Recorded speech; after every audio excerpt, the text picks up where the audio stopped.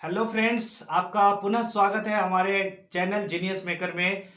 यदि आप general competition की तैयारी कर रहे हैं, जैसे एसएससी के बहुत सारे एग्जाम्स हैं, जैसे CGL, LDC, FCI, MTS, CHSL, stenographer, CPO और तमाम एग्जाम्स है, बैंक पीओ, बैंक क्लर्क इत्यादि का अगर तैयारी कर रहे होंगे, एनडीए का तैयारी कर रहे होंगे, तो फिर आपका इस चैनल पे बहुत बहुत स्वागत है। ये वीडियो आपके लिए है।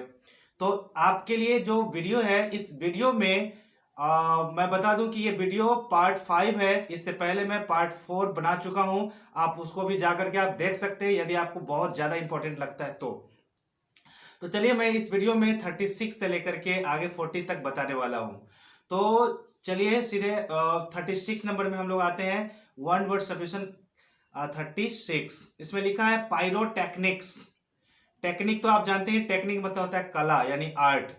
अब पायरो पायरो जो है रूट से बना है, पायरो रूट से, पायरो का मतलब आग। तो आग का कला क्या होता है? जैसे दशहरा के टाइम में क्या होता है, पायरो टेक्नीशियन होते हैं, वो सब आते हैं और विभिन्न प्रकार से जो है बमबारी वगैरह करते हैं। तो वह सब जो कला है ना, पायरोटेक्निक्स है, फायर वर्क है।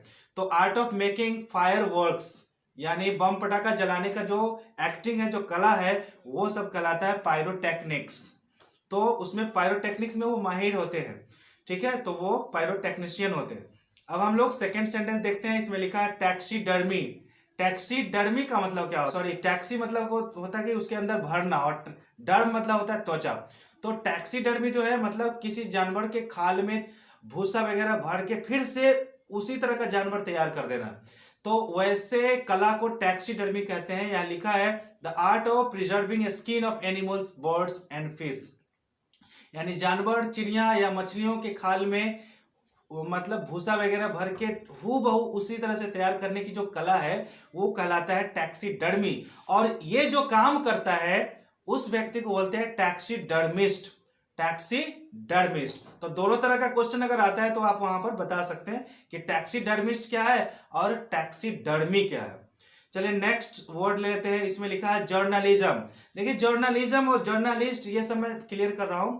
जर्नल का मतलब होता है पत्रिका, ठीक है। जर्नल का मतलब पत्रिका या अखबार वगैरह जो है वो सब जर्नल से संबंधित है। तो जर्नलिज्म क्या होता है कि जो व्यक्ति अखबार या फिर पत्रिका के लिए लिखा करता है, लिख के देता है छपने के लिए और छपा जाता है, तो वैसे व्यक्ति का जो काम है वो जर्नलिज्म का काम है, यानी पत्रकारिता का काम है।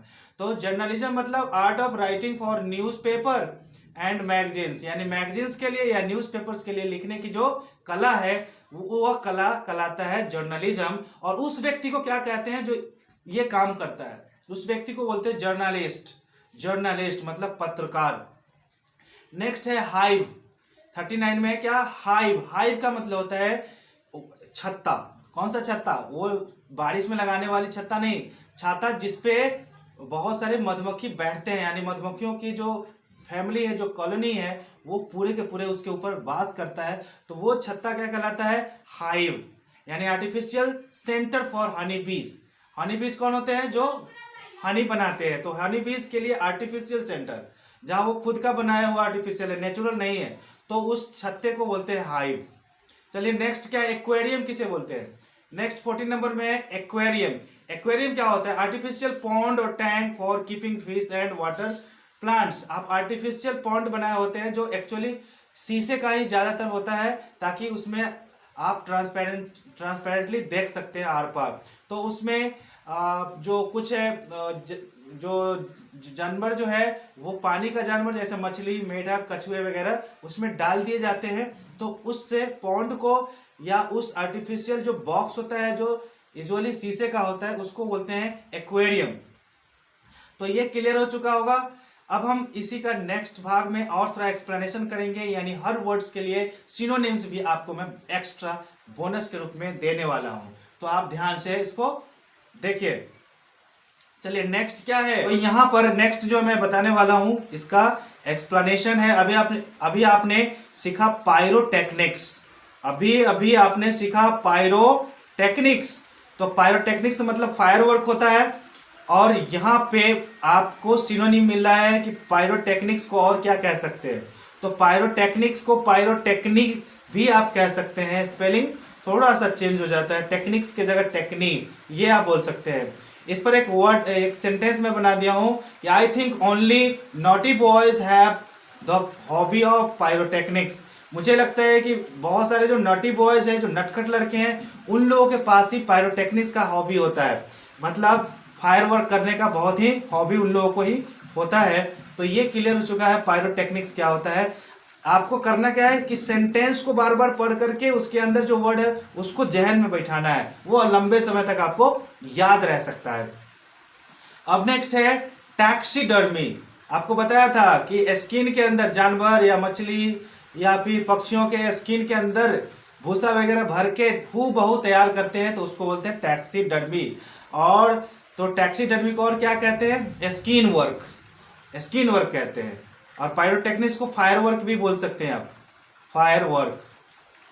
उसी तरह से टैक्सीडर्मी को स्किन वर्क बोलेंगे आप। तो इसका सेंटेंस देखिए एग्जांपल में, taxidermy is illegal in some of the countries including India. कह रहा भारत के साथ साथ कुछ अन्य देशों में भी टैक्सीडर्मी का वर्क यानी जानवरों के खाल में भूसा भर के उसको मार्केट में बेचने का जो काम है, जैसे बाघ, शेर, हिरन, इन सबको मार के उसके छाल के अंदर भूसा भर के उसको मार्केट में बेच देता है, तो वैसा काम यहाँ पर बैन है और कुछ देशों में भी बैन है। नेक्स्ट है जर्नलिज्म।